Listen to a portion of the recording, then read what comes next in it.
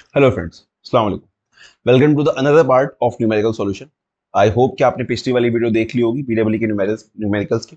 दरअसल वीडियो लंबी होती है तो मैंने कहा पहले वो अपलोड कर दूं जिससे कि आगे वाली रिकॉर्ड हो सके। अभी अभी जस्ट मैंने वो अपलोड करके अब मैं जस्ट सेकंड वीडियो रिकॉर्ड करने के लिए बैठ गया, जिससे कि क्योंकि टाइम कम है, इतने में आप वो लोग देखेंगे, इतने में मैं इसको रिकॉर्ड कर चुका हूँ। ठीक है, तो हम लोग चल रहे थे कहाँ पर? हम लोग चल रहे थे यूनिट 4 हमने कंप्लीट कर ली थी। यूनिट 5 के न्यूमेरिकल्स पे हम लोग आए थे। ठीक है, तो अगर यूनिट 5 का न्यूमेरिकल हम लोग देखें तो यूनिट 4 में हम लोग पॉलीफेज तक कंप्लीट कर चुके हैं। तो यूनिट 5 में क्या होता है? यूनिट 5 में हमारे पास हैं डीसी सर्किट्स। ठीक है, डीसी सर्किट्स का मतलब ये है कि अब जो हमारे पास यहाँ न्यूमेरिकल्स हैं वो सारे के सारे डीसी से रिलेटेड होंगे। और मैंने आप लोग को बताया था पहले कि डीसी में हमारे पास कैपेसिटर और इंडक्टर दोनों नहीं होते। तो हमारे पास क्या बचा? कैपेसिटर और इंडक्टर अगर हमने हटा दिया डीसी सर्किट से तो हमें हमारे पास क्या बचा? सिर्फ आर सर्किट, यानी सिर्फ रेजिस्टेंस का सर्किट बचा।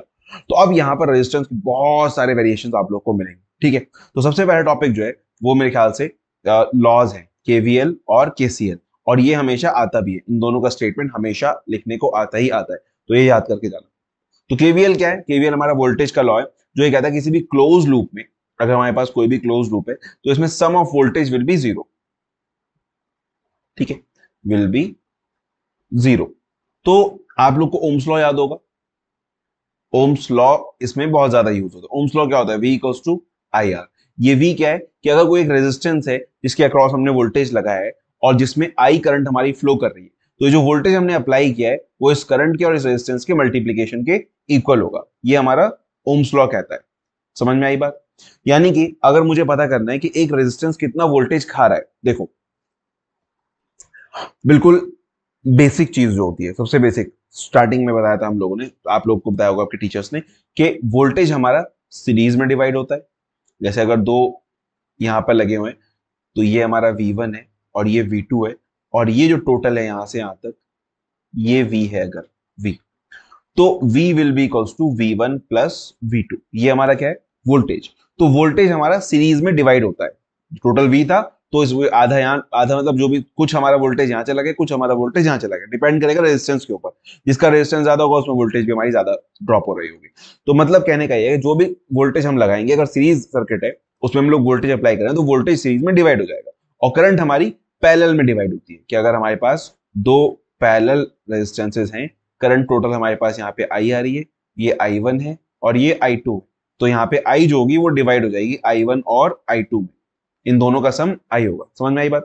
तो सीरीज में हमारी करंट सेम रहती है, वोल्टेज डिवाइड होता है, पैरेलल में करंट डिवाइड होती है। ठीक है, इसी के बेस पे हमारे पास इसको और थोड़ा सा, मतलब ये तो एक सिंपल सी चीज हो गई कि सीरीज में वोल्टेज डिवाइड हो रहा है, पैरेलल में करंट डिवाइड हो रही है। इसको और थोड़ा सा इलेबोरेट किया गया कि सर्किट्स में तो ऐसा नहीं होता कि हमेशा आपको सीरीज मिले या वैसा पैरेलल मिले। तो इसलिए इन्होंने क्या किया कि चलो लॉस बनाते हैं कंप्लीटली, एक कंप्लीट सर्किट्स के लिए। तो फिर सबसे पहले है केवीएल वोल्टेज लॉ हमारे पास, जिसमें उन्होंने ये कहा कि अगर हमारे पास कोई क्लोज लूप है, मान लो ये एक ऐसा एक वोल्टेज है, एक इधर से लगा हुआ है, एक इधर से लगा हुआ है, और कोई हमने यहाँ पे वोल्टेज एक ऐसे लगा दिया। ठीक है, इसको थोड़ा सा रिवर्स में ले लेते हैं, इससे थोड़ी और आसानी रह जाएगी।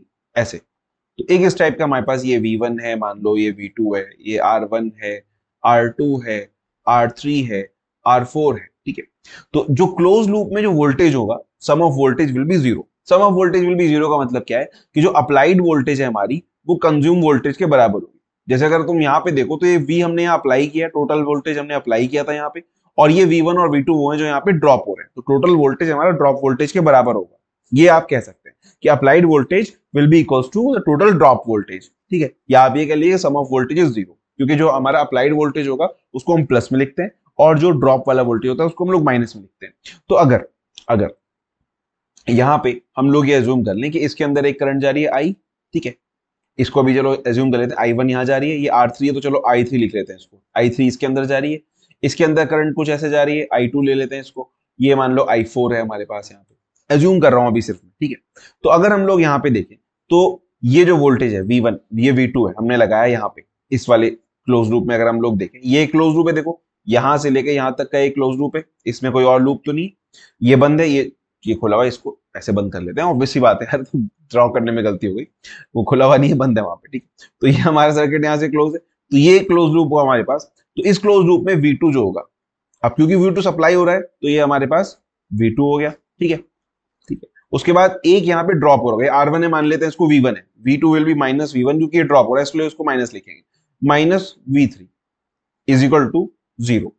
ऐसे हम लोग लिखते हैं हमारा ओम्स लॉ कि V2 जो होगा वो V1 होगा, आई ठीक है, और V3 मतलब V1 जो R1 में ड्रॉप हो रहा है और V3 जो R3 में ड्रॉप हो रहा है, इसके सम जो है वो 0 होगा। तो क्योंकि ये ड्रॉप हो रहा है इसलिए हमने इसको माइनस लिया, इसलिए एल्जेब्रिक सम हम लोग इसका लेते हैं, ठीक है, एल्जेब्रिक सम लिख लेंगे इसको, algebraic sum of voltage will B 0। ठीक है, समझ में आया बात। अब इसको ये तो सिर्फ हो गया कि एक स्टेटमेंट हो गया, ठीक है, लेकिन एक्चुअल में होगा क्या, V2 माइनस V1, V1 क्या होगा I1 into R1, I1 into R1, और V3 क्या होगा R3 इंटू I3, ये हमारा V3 हो जाएगा। सही, समझ में आ रही है बात। V3 I3 इंटू R3 होगा और V1 R1 इंटू R1 होगा। इस तरह से हम लोग इसको एज्यूम कर लेते हैं, ठीक है। ये हो गया एक लूप के लिए, वन लूप के लिए। ऐसे अगर हम लोग टू लूप लें और इसको हम लोग ऐसे कंसिडर कर लें, ठीक है, यहां से हमारी ये करंट जा रही है। अच्छा हाँ, हमने V2 को पॉजिटिव क्यों लिया है, V2 को पॉजिटिव हमने इसलिए लिया है क्योंकि हमने करंट ऐसे फ्लो कराई है, ठीक है। जब करंट बैटरी से निकल रही होती है, देखो ये ऐसे जा रही है इस टाइप से, तो करंट बैटरी से निकल रही होती है तो बैटरी हमारी पॉजिटिव एज अ सोर्स की तरह वर्क करती है, और अगर करंट बैटरी के अंदर जा रही है तो बैटरी हमारी नेगेटिव एज अ लोड की तरह वर्क करेगी, ठीक है। जैसे अगर मैं इसी को अगर ले लूं, चलो यहाँ पे इस वाले को हम लोग उल्टा ले लेते हैं, इस वाले को अगर मैं उल्टा ले लूं और मैं कहूँ करंट हमारी ऐसे जा रही है, ठीक है, तो करंट अगर हमारी ऐसे जा रही है तो लूप 2 के लिए क्या होगा हमारा, ये जो देखो ड्रॉप, वोल्टेज ड्रॉप तो हमेशा नेगेटिव में ही रखते हैं। अब ये बैटरी में करंट अंदर जा रही है, बैटरी में करंट अंदर जा रही है, इसका मतलब बैटरी भी हमारी होगी नेगेटिव। तो अब इसमें जो हम बनाएंगे केवीएल वो ऐसा होगा, माइनस का V1 minus I3R4, sorry I3R3 minus I4R4 minus I2R2, है ना, तीन है ना रेजिस्टेंस, एक दो तीन, तो तीनों रेजिस्टेंस हमने लिख लिए। रेजिस्टेंस का वोल्टेज एक्चुअल में होगा क्या है, minus V1 minus V4 minus V3 minus V2 is equal to 0, actual में ये है। तो हमने यहाँ पे V1 की वैल्यू तो V1 ही रखेंगे हम लोग माइनस का, और V4 जो है उसको I4R4 रख दिया, V3 को I3R3 रख दिया, V2 को I2R2 रख दिया हमने यहाँ पे, ठीक है।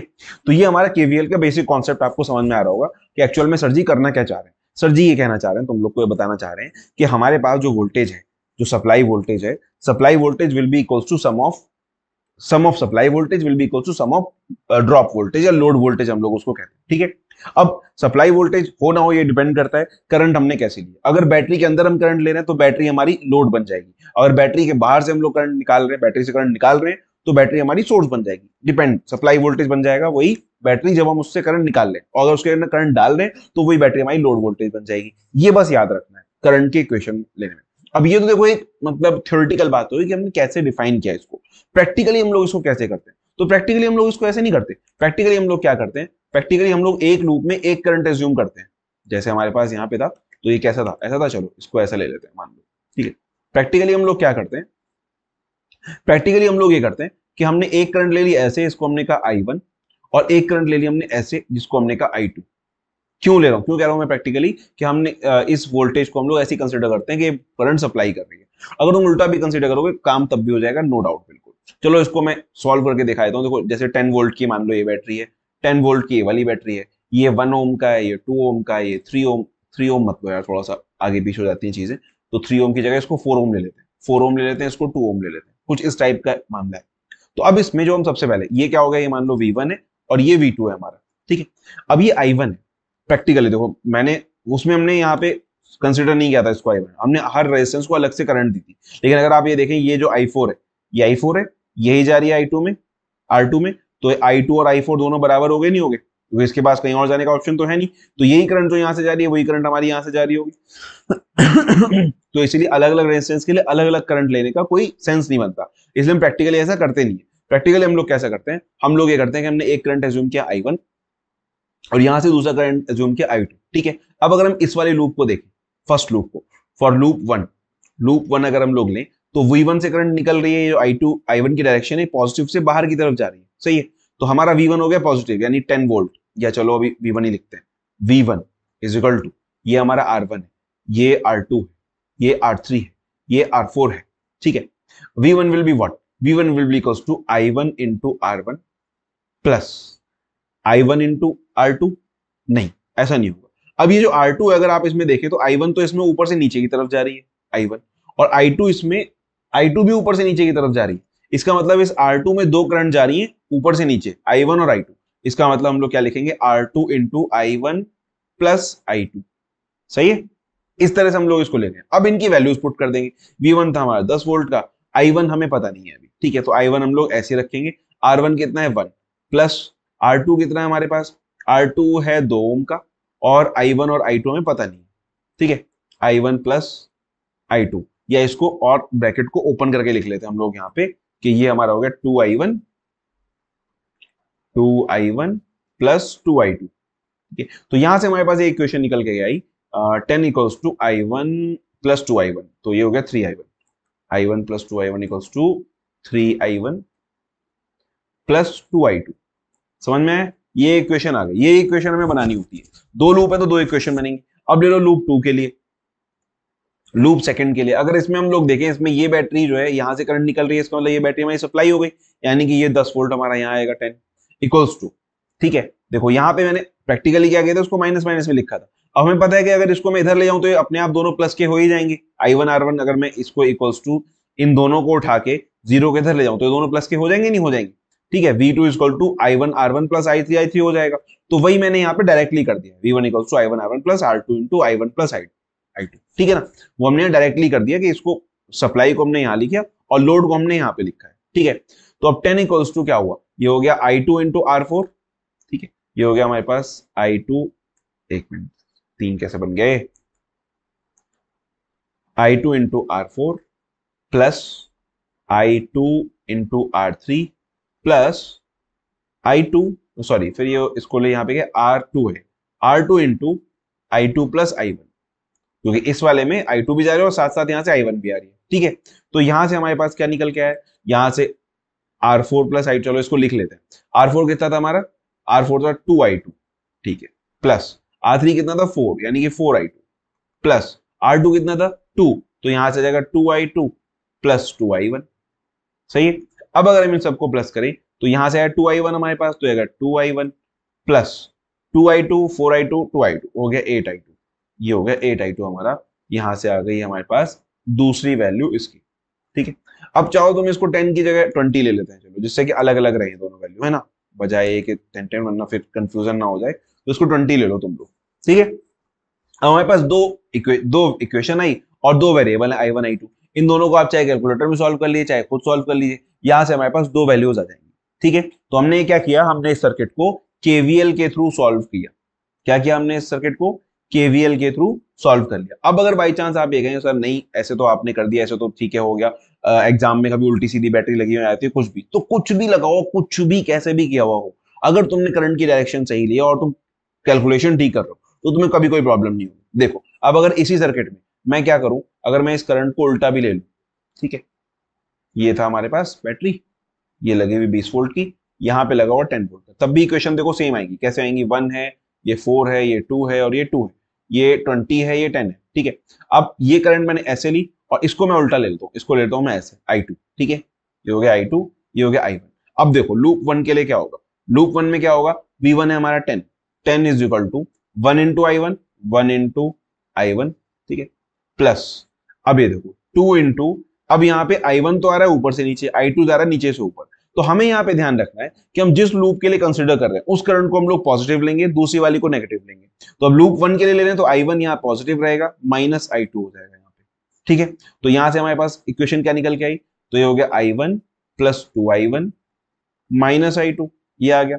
अब अगर इस इक्वेशन को आप, चलिए इसको फाइनल लिख लेते हैं, 10 is equal to 3I1 minus I2, ये आई हमारे पास एक इक्वेशन, ठीक है।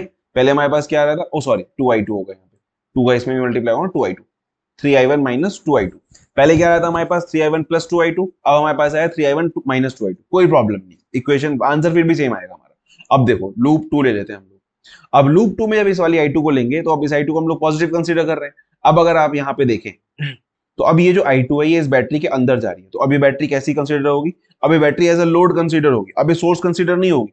तो अब हमारे पास सोर्स कौन सा है यहाँ पे, इस पूरे सर्किट में सोर्स कौन सा है, कोई सा भी नहीं, तो सप्लाई यहाँ पे हो गई 0 इज इक्वल टू, अब इधर की तरफ आएगा सारा का सारा, तो ये लोड आया, ठीक है, तो लोड कितना है 20, यहाँ पे हमने इस वोल्टेज को 20 इधर ले आओ, क्योंकि लोड है अभी हमारे पास, तो राइट हैंड साइड में हम लोग लोड लिख रहे हैं, तो 20 आ गया प्लस ये I2 था, ये I2 चलो इधर से लेना शुरू, इधर से लेना, ये हमारा 2 इंटू I2, 4 इंटू I2 और 2, तो हमारे पास 2 इंटू I2 ये आया पहले, प्लस 4 इंटू I2 प्लस, अब ये वाला जो रेजिस्टेंस है इसमें I2 तो जा रही है नीचे से ऊपर और I1 आ रही है ऊपर से नीचे, ठीक है, तो यानी आपस में दोनों माइनस होंगे, और प्लस कौन सी रखते हैं हम लोग, जो लूप हम लोग कंसीडर कर रहे हैं, तो इसका मतलब 2 तो होगा यहाँ मल्टीप्लाई, अब हम यहाँ पे सेकंड लूप कंसीडर कर रहे हैं, तो हम लोग यहाँ पे I2 पॉजिटिव रखेंगे और I1 नेगेटिव रखेंगे, सही है। तो यहां से हमारे पास इक्वेशन क्या निकल के आएगी, देखो यहां से हमारे पास इक्वेशन निकल करके आई, ये 0 0 ही रहा यहाँ पे, ये हो गया 20 प्लस, अब 2I2 ये, 4I2 ये और 2I2 ये, कितना हो गया, 2 4 6 और 2 8, यानी 8I2 हो गया हमारे पास है, ठीक। उसके बाद ये 2 इंटू I1 माइनस का, तो माइनस का 2I1 हो गया है हमारे पास, ठीक है। अब अगर हम इसको इन दोनों को उठा के अगर मैं इधर ले जाऊं, बजाय इसको लाने के, इन दोनों को उठा के अगर मैं इधर ले जाऊं, तो 2I1 हो जाएगा यहाँ प्लस का, यहाँ माइनस का था तो 2I1 प्लस का हो गया, और ये 8I2 प्लस का है तो हो जाएगा माइनस का 8I2 इज इक्वल टू 20। ये हमारे पास दूसरी इक्वेशन आ गई, समझ में आ रही है, मैंने कुछ नहीं किया, देखो सिर्फ इन दोनों को मैं इधर ले गया, 2I1 को इधर लाया तो प्लस का 2I1 हो गया, और ये 8I2 को इधर लाए हम लोग तो माइनस का 8I2 हो गया, ये हमारे पास दूसरी इक्वेशन आ गई। अब आप इन दोनों इक्वेशन को जब सॉल्व करेंगे तब भी I1 I2 की वैल्यू वही आएगी, इस वाले को और इस वाले को, और जब इन वाले को और इस वाले को सॉल्व करें तब भी I1 I2 की वैल्यू सेम आएगी। कैसे आएगी, मतलब नहीं मानोगे तुम लोग, करके दिखाऊं मैं तुम्हें। अच्छा, अगर मैं तुम लोग को करके दिखाऊं तो इसमें अगर मैं 4 का मल्टीप्लाई कर दूं तो ये 8I2 हो जाएगा, ठीक है। तो अगर इसमें हमने 4 का मल्टीप्लाई किया, 8I2 आया यहाँ पे, और प्लस 3 2 6I1 आया यहाँ पे, प्लस और से क्या होगा 60, 4 10 40, अबे यार ज्यादा नीचे आ गया मैं, 40 इज इक्वल टू दिस, तो ये इक्वेशन आई है हमारे पास, 3 इक्वेशन। अब इस वाली इक्वेशन को इसमें से माइनस करेंगे, अगर हम लोग इन दोनों इक्वेशन को माइनस करेंगे, तो चलो तीन इक्वेशन नंबर 3 में से इक्वेशन नंबर 2 को माइनस कर दो, तो ये दोनों माइनस के हो गए, ये तीनों माइनस के हो गए, तो ये कट गया इससे 8I2 I2, और 6 में से 2 गया तो बचा 4I1, यहाँ लिख देता हूँ सबसे ऊपर, लो 4I1 बचा यहाँ पे, और इक्वल्स टू 40 में से 20 गए तो बचा कितना 20, तो I1 कितना आ गया हमारा, I1 आया 20/4, 20/4 इज इक्वल टू 5 एम्पियर, ठीक है। यहां से I1 आया 5 एम्पियर। अब यहां से देखते हैं I1 कैसा रहा है हमारा 5 एम्पियर, यानी इधर से इधर की तरफ, ये वाला, इस डायरेक्शन में हमारा 5 एम्पियर करंट यहां से जा रही है, ठीक है। अब वही हमारा सेम I1 यहां से भी आना चाहिए, तो चलो देख लेते हैं, ये है 2I2 माइनस का, ये है 8I2 माइनस का, ओके। और इसमें था हमारे पास 3I1 माइनस 2I2, यहाँ पे हमारे पास 2I1 माइनस 8I2, तो यहां से पहले, हाँ यहां से भी हम लोग I2 की वैल्यू फाइंड आउट कर लेते हैं। तो इसमें भी मैं मल्टीप्लाई करूंगा 4 का अगर, तो ये क्या हो जाएगा, ये हो जाएगा माइनस का 8I2, और 3 2 6I1 हो जाएगा यहाँ पे, नहीं 4 2 8I1, तो इसका मतलब मैंने वहां भी गलती की होगी, यही 8I1, देखो 4 2 8I2 और 4 3 12I1 होना चाहिए था यहाँ पे, सॉरी, ये होगा हमारा 12I1, देखो 4 2 8I2, 4 3 12I1, ठीक है, तो 12 में से 2 गया बचा 10, तो यहाँ पे जो आया था हमारे पास वो 10I1 आया था, सॉरी, ये जो था ये 10I1, देखो 12 में से 2 गया 10I1, और ये इसको 4 10 40, वो सही था, ठीक है। 12I1 में से हमने ये कहा 10I1 आया, यहाँ पे 20 आया, तो I1 की वैल्यू हमारे पास आई 20/10 इज इक्वल टू 2 एम्पियर, ठीक है, तो 2 एम्पियर आई यहाँ पे I1 की वैल्यू। सेम हम लोग करेंगे यहाँ, तो 4 2 I2 तो 8I2 हो गया माइनस का, 4 3 12, तो 4 3 12I1 होगा, सॉरी, यहाँ पे भी हमारे पास 12I1 हो गया, इज इक्वल टू, ये था 10, ये हो गया 40, ठीक है। अब अगर हम इसमें वही करें, यहाँ पे इसको इक्वेशन 3 में से 2 को माइनस करें, तो ये माइनस हो गया, ये प्लस हो गया, ये माइनस हो गया, तो ये दोनों आपस में कट जाएंगे माइनस प्लस, और 12 में से 2 गया तो बचा 10I1, यहाँ से आया हमारे पास 10I1 इज इक्वल टू 40 में से 20 गया तो कितना है 20, अब इस 10 से 20 कितना हो गया, इसका मतलब I1 हमारे पास आ गया 2 एम्पियर, देखा, तो यहां से भी आंसर सेम आया और यहां से भी आंसर सेम आया, समझ में आई बात। तो आप कोई भी डायरेक्शन ले लिए, सिर्फ आपकी कैलकुलेशन खराब नहीं होनी चाहिए। अगर आपने कैलकुलेशन में मिस्टेक करी, जैसे देखो मैंने अभी कर दिया, 4 से मल्टीप्लाई करने की बजाय मैंने उसको 4 3 12 लिखने की बजाय 4 3 6I1 लिख दिया। तो ऐसी सिली मिस्टेक्स अगर आप लोग करेंगे तो आपके आंसर नहीं आएंगे, और अगर आपका आंसर सही नहीं आया तो आपको मार्क्स नहीं मिलेंगे, श्योरली मैं आपको बता रहा हूँ। हमारे पास जो मतलब मार्कशीट होती है उसमें हमें आंसर ही मैच करने होते हैं, कि यहाँ पे I1 की वैल्यू सही आ रही नहीं आ रही, I2 की वैल्यू सही आ रही नहीं, फिर फाइनल जो वैल्यू उसने पूछी है वो सही आ रही है या नहीं आ रही, वो हम लोग को फाइंड आउट करनी होती है। जैसे इस टाइप के क्वेश्चन में वो क्या पूछता है, find the current flowing through this 2 ohm resistance. तो अगर 2 ओम रेजिस्टेंस से करंट हम लोग को फ्लो पता करनी है कितनी है, तो पहले तो हमने I1 पता करेंगे, फिर हम I2 पता करेंगे यहां से। ठीक है, अब देखो हमारे पास I1 कितना है, 2 आया, तो अगर इसमें मैं 2 रख दूं I1 को, तो 3 2 6, तो क्या हो जाएगा 10 is equal to 6 plus 2I2। तो यहां से 6 में ये 10 माइनस 6 डिवाइड बाई 2 हो गया हमारा I2, यानी 4/2, 10 minus 6 is equal to 4/2 is equal to 2। तो I2 भी हमारा कितना आ गया, 2 एम्पियर आ गया, सही है। तो I2 जब हमारा I2 भी 2 एम्पियर आ गया, तो अब I1 I2 दोनों 2 2 एम्पियर है, तो जब इन दोनों को प्लस करेंगे तो ये इसमें रेजिस्टेंस कितना आएगा, इस वाली जो ये जो रेजिस्टेंस है हमारा, इसमें कितनी करंट फ्लो कर रही है, इसमें फ्लो कर रही है I1 प्लस I2, यानी 2 plus 2 is equal to 4 ampere. समझ में आई बात, कैसे होगा। और ऐसे ही देखो सेम, अब यहाँ पे जो I2 की वैल्यू है, यहाँ पे I2 की वैल्यू माइनस में आएगी।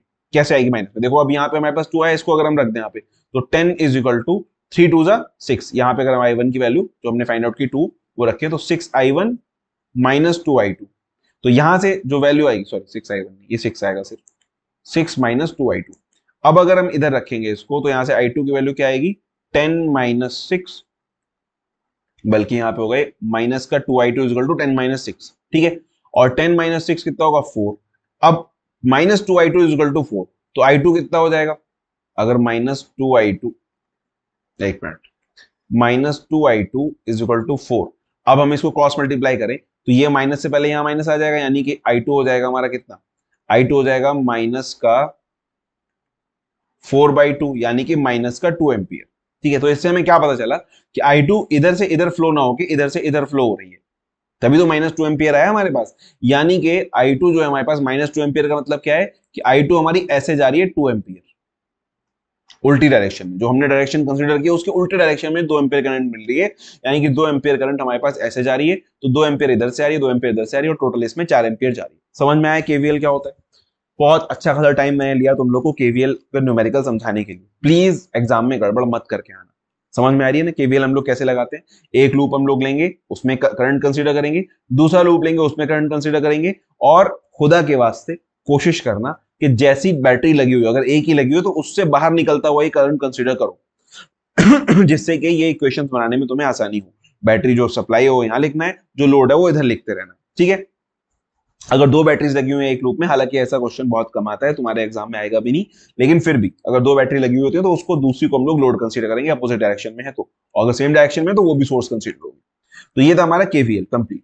अब होता है हमारा केसीएल। केसीएल क्या कहता है, केसीएल जो कह रहा था ना हमारा कि भाई पैरेलल में करंट डिवाइड हो जाती है, जो मैं आप लोग को बता रहा था कि पैरेलल में हमारे पास करंट डिवाइड होगी और सीरीज में हमारे पास वोल्टेज डिवाइड होगा, है ना। तो वही चीज हमारे पास केसीएल कहता है। केसीएल कहता है हाँ भाई ठीक है, पैरेलल में तो करंट डिवाइड होती है। आई अगर है हमारे पास यहां से जा रही है, तो ये I1 यहां जाएगी, I2 यहां जाएगी, और I will be equals to I1 plus I2। ठीक है, ये तो एक बात की बात हुई, ठीक है पैरेलल में। अब वो कह रहा है अगर एक ही जगह से बहुत सारे रास्ते खुल रहे हैं, ठीक है, और ये पैरेलल में भी पता नहीं है हमें कि पैरेलल में होगा भी या नहीं होगा, जैसे यहाँ से एक यहाँ पे भी जा रहा है, ठीक है, तो अब पता नहीं ये वाला जो पाथ है वो इसके पैरेलल में है या नहीं है, यहाँ पे भी कोई रेजिस्टेंस है कुछ है, पता नहीं, समझ में नहीं आ रहा। तो इन्होंने क्या कहा कि किसी नोड पे, कोई एक नोड या कोई एक जंक्शन, जंक्शन किसे कहेंगे हम, जहां पे 2 से ज्यादा ब्रांचेस मिल रही हैं, जैसे एक ब्रांच हमारी ये हो गई, एक ब्रांच हमारी ये हो गई, और एक ब्रांच हमारी यहाँ हो गई, यानी कि 3 पाथ एटलीस्ट होने चाहिए। अगर 2 ही पाथ होंगे, ठीक है, तो वो जंक्शन ही नहीं होगा। मान लो ये और ये, अगर इसको आप जंक्शन थोड़ी कहेंगे, इसके पास कोई और ऑप्शन ही नहीं है कहीं और जाने का, जहां से करंट आ रही है एक ही तरफ जाएगी, ठीक है। तो अगर कोई ऐसा जंक्शन है जहां पे एक से ज्यादा पाथ है करंट को फॉलो करने के लिए, तो उसमें incoming current will be sum of incoming current will be equal to sum of outgoing current, ठीक है। तो किसी नोड जंक्शन है हमारे पास, बहुत सारे इसमें लाइनें निकली हुई हैं, तो अगर ये हमारी I1 है और ये I2 है, ठीक है, और ये I3 है और ये I4 है मान लो, ठीक है, तो इसमें इनकमिंग करंट क्या है, I1 और I4। इस जंक्शन की तरफ कौन कौन सी करंट आ रही है, I1 आ रही है, I4 आ रही है, और इससे बाहर कौन कौन सी जा रही है, I3 जा रही है, I2 जा रही है, ठीक है। तो केसीएल ये कहता है कि इनकमिंग करंट और आउटगोइंग करंट का सम सेम होता है, ठीक है। क्या होता है, इनकमिंग करंट और आउटगोइंग करंट का सम सेम होता है। इनकमिंग करंट का सम, आउटगोइंग करंट का सम, इन दोनों को मिलाएंगे तो दोनों एलएचएस और आईएचएस हमारी बराबर हो जाएंगे। अब ये हो गया थ्योरेटिकल पार्ट इसका। इसको हम लोग अप्लाई कैसे करते हैं, प्रैक्टिकली इसको हम लोग क्या करते हैं, तो प्रैक्टिकली हम लोग यहाँ पे भी ओम्स लॉ का यूज करते हैं, I is equal to V by R. तो प्रैक्टिकली न्यूमेरिकल्स को सॉल्व करने के लिए हम लोग ओम्स लॉ का यूज करते हैं, जैसे I equals to V upon R। क्योंकि हम लोग यहाँ पे करंट्स ले रहे हैं, ठीक है। तो हमारे पास जो नेटवर्क, जैसे यही वाला नेटवर्क ले लो, मान लो एक करंट हमारे पास यहाँ से आ रही है I1, ये I2 है, और ये मान लेंगे I3 आ रही है हमारे पास, ठीक है। यहाँ पे भी हम लोग कोशिश यही करेंगे कि जैसे अगर कोई बैटरी है हमारे पास, तो इससे जो करंट इधर जाएगा उसको हम इस डायरेक्शन में कंसिडर करें, जब तक के इला ये कि मतलब हमें क्वेश्चन में ही करंट की डायरेक्शन गिवन है तो एक अलग चीज है, वरना हम इसको यही कंसीडर करेंगे कि ये इधर से इधर जा रही, ठीक है। उसके बाद ये इधर से, तो हमने ले लिया, ये ले लिया हमने I1, ये I2 कह लेते हैं इसको, ये हमारा I3 हो गया, ठीक है। इसके बाद ये हमारे पास कोई भी रेजिस्टेंस है, मान लो ये 2 ओम का है, ये 1 ओम का है, ये 4 ओम का है, इस टाइप से। इसको भी चलो 10 ले लेते हैं, इसको 20 ले लेते हैं, जो भी हम लोग ले लेते हैं वैसे ही। तो लेकिन ये सर्किट थोड़ा डिफरेंट है, इसमें हमारे पास यहाँ पे 2 वो लगे हुए थे रेजिस्टेंस, यहाँ पे एक सिंगल रेजिस्टेंस हमने लगाया। तो मैं क्या क्या बताना क्या चाह रहा हूँ एक्चुअली, तो थ्योरेटिकली हम लोग क्या लिखेंगे, यहाँ पे I1 इधर आ रही है इस नोड की तरफ, ठीक है, इस नोड को हम लोग A कह लेंगे, ठीक है। I1 आ रही है A की तरफ, I3 आ रही है A की तरफ, I2 जा रही है A से दूर, I2 A से दूर जा रही है, ठीक है। तो हम लोग क्या लिखेंगे, I1 plus I3 is equal to I2। इसका जो हमारा KCL होगा, हम लोग ऐसे लिखते हैं, कैसे लिखते हैं, हम लोग लिखते हैं KCL eight node A, KCL eight node A, ऐसे हम लोग लिखते हैं। फिर हमने यहां लिख दिया I1 plus I3 equals to I2, सही। अब उसने हमें, अब यहाँ पे तुम्हें I1 I2 I3 किसी की वैल्यू पता है? नहीं पता, हमें किसी की भी वैल्यू नहीं पता। तो अब हम क्या करेंगे, हम लोग I1 I2 I3 की वैल्यूज को कैलकुलेट करेंगे। कैसे कैलकुलेट करना है या क्या करना है, हमें इन करंट्स को वोल्टेज के फॉर्म में रखना पड़ेगा। तो हम ये एज्यूम कर लेंगे कि ये जो A वोल्टेज है, A नोड है हमारा, इसका वोल्टेज है VA, ठीक है, हमने एज्यूम कर लिया VA। तो मैं जो तुम लोग को बता रहा था कि यहाँ पे ये जो ओम्स लॉ है, ओम्स लॉ क्या कहता है कि अगर किसी रेजिस्टेंस के अक्रॉस एक वोल्टेज V अप्लाइड है, तो उसमें करंट हमारी I फ्लो हो रही होगी, जिसका फॉर्मूला होगा I equals to V upon R। तो रेजिस्टेंस के अक्रॉस एक वोल्टेज अप्लाइड है V, और ये वोल्टेज क्या है, ये इस रेजिस्टेंस के दोनों एंड में, ये जो है इन दोनों के बीच में वोल्टेज है, वोल्टेज यानी पोटेंशियल डिफरेंस। तो अगर यहाँ पे वोल्टेज V1 है और यहाँ पे वोल्टेज V2 है, तो ये जो, ये मान लो R है, तो ये जो V होगा, इसके अक्रॉस जो वोल्टेज होगा, जो वोल्टेज इसके अंदर ड्रॉप हो रहा है actually, that will B V1 minus V2, अगर करंट इधर से इधर फ्लो हो रही है तो, ठीक है। अगर करंट इधर से इधर फ्लो हो रही है तो वोल्टेज जो होगा वो यहाँ पे ज्यादा वोल्टेज होगा, और कुछ यहाँ ड्रॉप हो जाएगा, फिर कुछ वोल्टेज हमें यहाँ पे मिलेगा। तो इसका मतलब क्या है कि ये जो वोल्टेज है, this voltage minus this voltage will be the actual voltage that is being drop in this resistor, ठीक है। तो जो हमारा रेजिस्टर है, ये कितनी वोल्टेज खा रहा है, जो उन दोनों के बीच में पोटेंशियल डिफरेंस है, ठीक है। तो इसके अक्रॉस जो वोल्टेज, इस रेजिस्टर्स के अक्रॉस कितना वोल्टेज है, वो V है, और वो हम कैसे पता कर सकते हैं, ये वाला voltage minus this voltage is equal to V। समझ में आई बात। तो हमें अगर कभी भी करंट पता करनी है, तो हमें वो रेजिस्टर पता होना चाहिए जिसके अक्रॉस हमें करंट पता करनी है, और उस रेजिस्टर के दोनों एंड के बीच में जो पोटेंशियल डिफरेंस है वो पता होना चाहिए, ठीक है। तो अब हमने यहाँ पे ले लिया VA, इस ये नोड को हमने कहा ये हमारा नोड है A, इसका वोल्टेज है VA, ठीक है। अब अगर हम यहाँ से इस पे KCL लगाएं, तो हमारे पास है I1 I3 I2, ये तीन चीज आई। तो I1 के लिए फॉर्मूला क्या होगा, I1 हमारी जा रही है इस रेजिस्टेंस के अक्रॉस, ठीक है। तो इस रेजिस्टेंस के अगर इधर हम देखें तो कितना वोल्टेज है, 10 वोल्ट है यहाँ पे, और इस रेजिस्टेंस के इस तरफ कितना वोल्टेज है, VA। तो हमारे पास जो ओम्स लॉ है 10 माइनस VA ओवर R1, जो भी हमारा R1 क्या है हमारा 2 ओम। समझ में आई बात। I1 कैसे लिखा हमने, इस रेजिस्टेंस के इधर देखा, वो करंट इधर से इधर जा रही है, तो यहां से हम देखेंगे, यहां से चलेंगे, 10 वोल्ट में से हमने माइनस किया ये VA वाला और डिवाइड कर दिया उसके रेजिस्टेंस से, ठीक है। जहां से करंट आ रही है वो वोल्टेज, माइनस जहां को करंट जा रही है वो वोल्टेज, डिवाइड बाई जिसके थ्रू जा रही है वो वाला वोल्टेज, ठीक है। तो 10 minus VA upon 2 plus I3 कितना है हमारा, I3 है हमारा, देखो I3 यहां से जा रही है, इधर से जा रही है इधर तक। तो अगर इधर से जा रही है इसका मतलब कहां से आ रही है, यहां से आ रही है, यहां से आ रही है, तो इस पे कितना वोल्टेज, 20 वोल्टेज। तो 20 वोल्ट माइनस कहां तक जा रही है, VA तक। इस रेजिस्टेंस के इधर है VA, इधर है 20 वोल्ट, तो VA 20 minus VA upon resistance कितना है, 1 ओम, तो ये 1 ओम हो गया, इज इक्वल टू। अब आया हमारा I2 की बारी, तो I2 कहां से जा रही है, यहां से, यानी कि VA से निकल रही है I2, इस रेजिस्टेंस के, ये वाला रेजिस्टेंस 4 ओम वाला जो है, इधर है हमारा VA, और इधर हमारा वर्चुअल ग्राउंड है। अगर आप देखें इस बैटरी का नेगेटिव भी इधर से कनेक्टेड है, इस बैटरी का नेगेटिव भी इधर से कनेक्टेड है, तो हम किसी एक जगह को वर्चुअल ग्राउंड कंसीडर करते हैं कि अच्छा ये वाला वोल्टेज जो है हमने 0 ले रखा है, ठीक है। तो उसी के अकॉर्डिंग, क्योंकि अगर ये 0 है तो इसका मतलब ये जो बैटरी यहाँ पे 20 वोल्ट होगा हमारे पास, और यहाँ पे हमारे पास 10 वोल्ट होगा, क्योंकि हमने इसको 0 कंसीडर किया है। 0 कंसीडर करने का क्या मतलब है कि देखो अगर ये 0 है तो ये बैटरी कितना दे रही है, बैटरी 10 वोल्ट की है, 10 वोल्ट पोटेंशियल डिफरेंस है इसके दोनों एंड के बीच में, एक इसका ये टर्मिनल है, एक ये टर्मिनल है, इन दोनों टर्मिनल के बीच में 10 वोल्ट का जो है वो डिफरेंस है। तो अगर ये वाला टर्मिनल 0 पे है, इसका मतलब ये वाला टर्मिनल 10 पे होगा। ऐसे ही अगर ये वाला टर्मिनल 0 पे है तो ये वाला टर्मिनल 20 पे होगा। समझ में आई बात? ये चीजें काम आएंगी बाद में फर्दर, जब आप कोई और क्वेश्चन इस टाइप को सॉल्व करेंगे तो आपको पता होगा कि हाँ ये वाला कितने पे था, तो वहां से हमें कैसा वोल्टेज मिल रहा है। ठीक है, तो हमें अब इस टाइप की चीजें हम सॉरी हमने क्या किया, अब यहाँ पे इसको वर्चुअल ग्राउंड ले लिया, वर्चुअल ग्राउंड ले लिया तो इसका वाला ये 0 हो गया। तो अब ये वाला जो रजिस्टर है I3, ये हमारी I2 है। हाँ, I2 के लिए यहाँ से VA है, इस रजिस्टर के इधर VA और इधर 0, यानी ये होगा हमारा VA minus 0 divide by resistance कितना है 4 ओम। ठीक है, तो ये हमारा कंप्लीट प्रैक्टिकल एप्लीकेशन होगा केसीएल का। अब हमें क्या करना है, हमें पता करना है VA की वैल्यू। यहाँ पे हमें सिर्फ एक वेरिएबल VA की वैल्यू पता करनी है, वो हम जस्ट इस इक्वेशन के सब्स्टिट्यूशन मेथड से पता कर लेंगे। जैसे अब अगर इसको हम अलग अलग लिखें तो ये होगा 10/2 माइनस VA/2 प्लस 20, 1 तो 1 ही रहेगा, minus VA is equal to VA/4। ठीक है, अब इसमें से सारे VA वाले टर्म इधर ले आइए और जो मेन टर्म है वो यहाँ रखेंगे।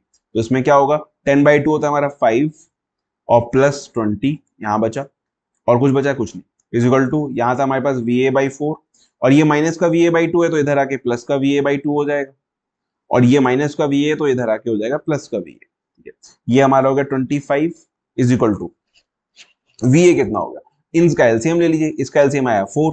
ठीक है, अब इतना देखो एलसीएम तो कम से कम तुम लोग खुद पढ़ लो कि फ्रैक्शंस को हम लोग कैसे प्लस करते हैं। फ्रैक्शन को प्लस करने के लिए तीनों के डिनोमिनेटर में सेम नंबर होना चाहिए और उसके लिए हमें इनको ऊपर नीचे सेम नंबर से मल्टीप्लाई करना होता है। ठीक है, तो अगर इसका हमने डिनोमिनेटर लिया 4 तो VA के नीचे तो 4 है ही, कोई प्रॉब्लम नहीं है। इसके नीचे है 2 तो ऊपर नीचे 2 का मल्टीप्लाई होगा तो जाएगा 2VA, और इसके नीचे है 1 तो ऊपर नीचे 4 का मल्टीप्लाई होगा तो ये हो जाएगा हमारा 4VA।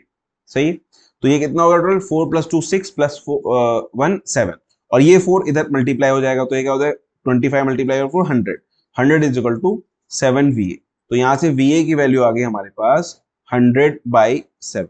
सही है, अब ये हमने VA फाइंड आउट कर लिया, बस अब हमारा काम हो गया। अब अगर तो वो I1 पूछ रहा है, अगर वो I1 पूछ रहा है तो हम VA की वैल्यू रख देंगे यहाँ पे 10 माइनस 100/7 डिवाइड बाई 2। अगर वो I2 की वैल्यू पूछ रहा है तो हमारे पास है 20 माइनस 100/7 डिवाइड बाई 1, है ना, 1 से जा रहा है ये I2 I3। और अगर वो I2 की वैल्यू पूछ रहा है तो जाएगा हमारा 100/7 डिवाइड बाई -0 था ना, ये VA -0 डिवाइड बाई 4, तो 100 4 7 चौक 28 या 25/7 हो जाएगा I2 की वैल्यू यहाँ से। ठीक है, तो अब वो जो भी वैल्यू करंट की पूछेगा हमसे हम उसको बता सकते हैं इजीली, क्यों, क्योंकि हमें VA पता चल गया। तो ये होता है हमारा किरचॉफ करंट लॉ। ऐसे ही क्वेश्चन हमारे पास आते हैं एग्जाम में। देखो जैसे ही है, इसने क्या पूछा है, किरचॉफ्स लॉज, ये कह रहा है कि कोई भी किरचॉफ लॉ आप इसमें अप्लाई कर लीजिए, और उसमें क्या पूछा है इसने, फ्लोइंग टू 4AB, ये वाली करंट इसने पता करने होगा। क्या आप हमें ये बताइए कि ये करंट कौन सी होगी। अब क्योंकि क्योंकि इसने ये करंट दे रखी है, वैसे बना के इसने हमें दे दी, तो ये समझ में भी आ रहा है कि केवीएल से हमें सॉल्व कराना चाह रहा है, लेकिन इसने स्पेसिफिकली लिखा नहीं है कि केवीएल ही आपको लगाना है, तो आप इसमें केसीएल भी लगा सकते हैं। It all depends upon you. ठीक है, तो अब अगर देखो इस वाले I1 को अगर हम लोग लें यहाँ से केवीएल, क्योंकि इसने दिखाया केवीएल, तो केवीएल वैसे मैं सॉल्व कर चुका हूँ ऑलरेडी इसको, तो ये हमारे पास 24 ये आ गया इज इक्वल टू 1 है हमारे पास यहाँ, तो I1 हो गया है +2। अभी I2 देखो उल्टा लिया है इसने ऊपर की तरफ, यानी कि हो जाएगा +2 इंटू I1 माइनस I2, यहाँ से ये आ जाएगा हमारे पास। उसके बाद तो एक इक्वेशन ये बन जाएगी, और अगर जब हम इसको लेंगे, हाँ लेकिन अभी इक्वेशन कंप्लीट नहीं, 2I1 माइनस I2 तो है, और ये भी एक 10 वोल्ट की बैटरी है हमारे पास जो कि लोड की तरह वर्क कर रही है, करंट इसके अंदर जा रहा है, तो अगर लोड की तरह वर्क करिए तो क्या होगा, यहाँ पे माइनस का 10 और आ जाएगा। तो यहां से जो इक्वेशन आई है हमारे पास 24 + 10 यानी 30, एक मिनट, -10 नहीं आएगा, ये +10 होगा क्योंकि लोड है ना हमारे पास है, तो ये +10 होगा, तो 10 इधर जाके माइनस हो जाएगा, हो जाएगा 14 इज इक्वल टू I1 यानी I1 + 2I1 3I1 minus 2I2 is equal to 0, तो है ही, खैर वो ये हो गया हमारी इक्वेशन 1। तो ये इक्वेशन मेन थी इस क्वेश्चन में, इस इक्वेशन के मार्क्स थे कि अगर आपने ये इक्वेशन लिखे तो 2 मार्क्स आपको यहाँ मिल जाएंगे, 2 मार्क्स के 3 आंसर्स थे इसके। इसके बाद यहां से हमारे पास ये वाली इक्वेशन आ गई, फिर अगर इस वाले लूप में हम लोग लगाएंगे तो क्या होगा, इस वाले लूप में हम चले तो अब ये बैटरी सोर्स की तरह वर्क कर रही है, करंट ऐसे जा रही है इसके अंदर से, तो ये होगा 10 इज इक्वल टू, अब अगर ये देखें 2 वाला तो इसमें I2 ऊपर की तरफ जा रही है, I1 नीचे की तरफ जा रही है, तो 2 इंटू I2 माइनस I1, क्योंकि अब हम लोग सेकंड लूप कंसीडर कर रहे हैं तो I2 को प्लस रखेंगे, I1 को माइनस। जब फर्स्ट लूप कंसीडर किया था तो I1 को प्लस रखा था, I2 को माइनस रखा था, ठीक है। इसके बाद फिर ये आएगा प्लस 3I2 प्लस 4I2, इस तरह से हमारे पास आ गया। तो यहां से जो इक्वेशन बनेगी हमारी वो क्या बनेगी, तो वो बन जाएगी हमारे पास 2I1 माइनस का, तो हो गया माइनस का 2I1 और प्लस का 2I2 3I2 4I2, 2 और 3 5 और 4 9, 9I2, ये हो गया 10। ये हमारी सेकंड इक्वेशन बनेगी। इन दोनों को आप सॉल्व कर लीजिए तो आपके पास फाइनल आंसर आ जाएगा। I1 और I2 हम लोग यहां से सॉल्व करके निकाल सकते हैं। समझ में आई बात?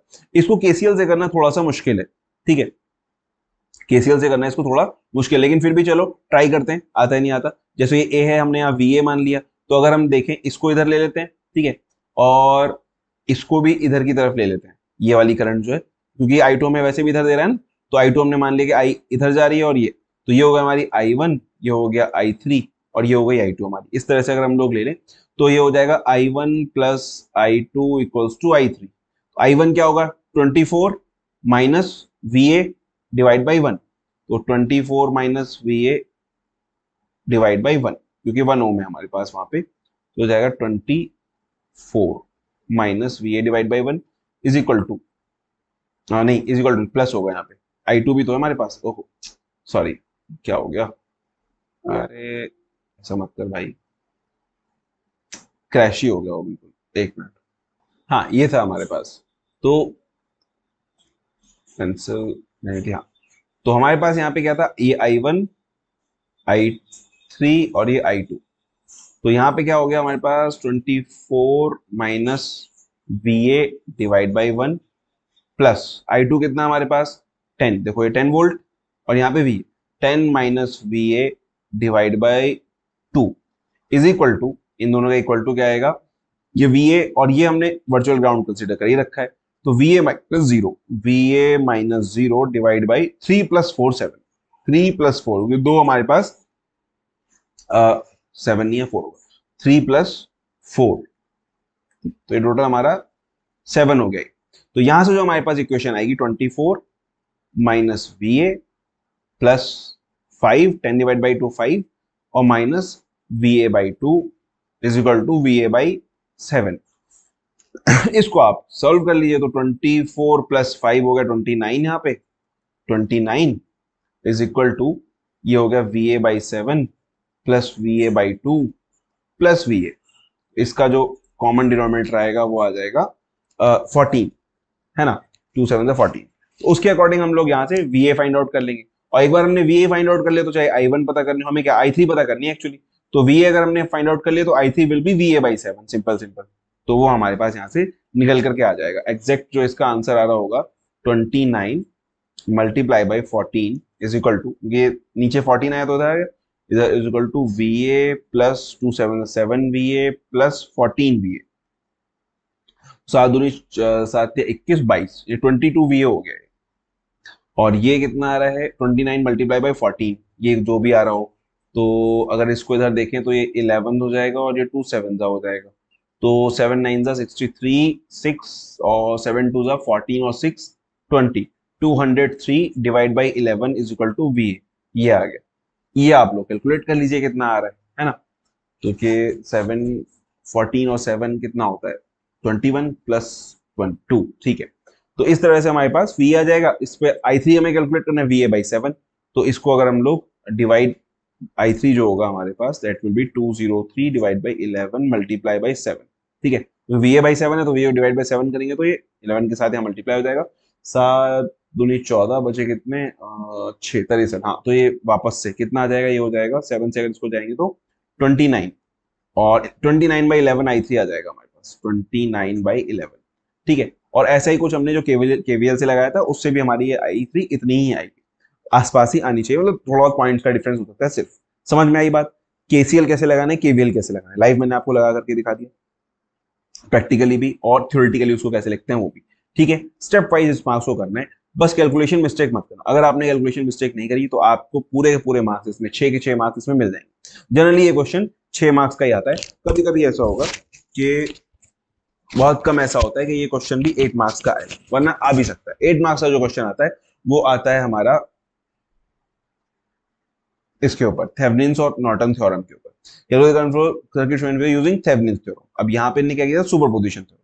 तो सुपरपोजिशन और थेवेनिन दो टाइप की थ्योरम है आपके पास, दोनों के ऊपर क्वेश्चंस आ जाते हैं। अब सुपरपोजिशन की बात कर लेते हैं, चलो सुपरपोजिशन क्या करता है।